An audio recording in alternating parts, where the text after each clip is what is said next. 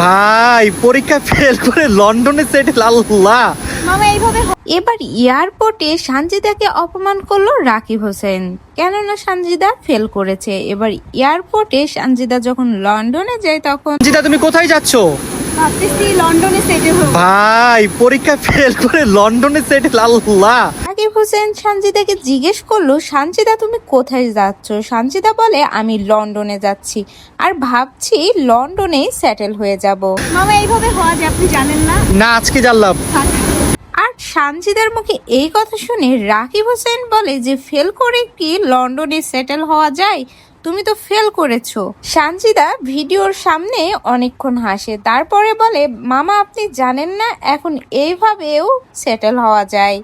Sanjida SSC পরীক্ষায় 3 সাবজেক্টে fail করার পরে রাকিব হোসেন টিমের সাথে মালয়েশিয়ায় ঘুরতে যায় মন ভালো করার জন্য। আর রাকিব হোসেনরাও সানজিদাকে সাথে করে নিয়ে যায়, সানজিদার মন যেন একটু ভালো থাকে।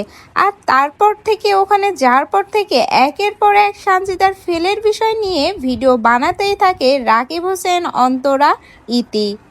যদিও এই ভিডিওগুলা ফান করে মজা করে করা, তারপরেও মেয়েটা ফেল করে অনেকটাই আপসেট হয়ে পড়েছে। আমার মনে হয় এ ধরনের পোস্ট করাটা ঠিক হয়নি। তাকে এই সময় সাপোর্ট দেওয়া এবং অন্য বিষয়ে কথা বলা উচিত ছিল। যেখানে যাচ্ছে ঘুরে ফিরে সানজিদা যে ফেল করেছে সেই কথাটাই মনে করিয়ে দিচ্ছে রাকিব হোসেন। যদিও ভিডিওতে দেখা যাচ্ছে সানজিদা কিন্তু অনেক হাসিলি মজা করে নিচ্ছে বিষয়টি, কিন্তু ভিতরে ভিতরে তারও কিন্তু এই বিষয় নিয়ে খারাপ লাগছে।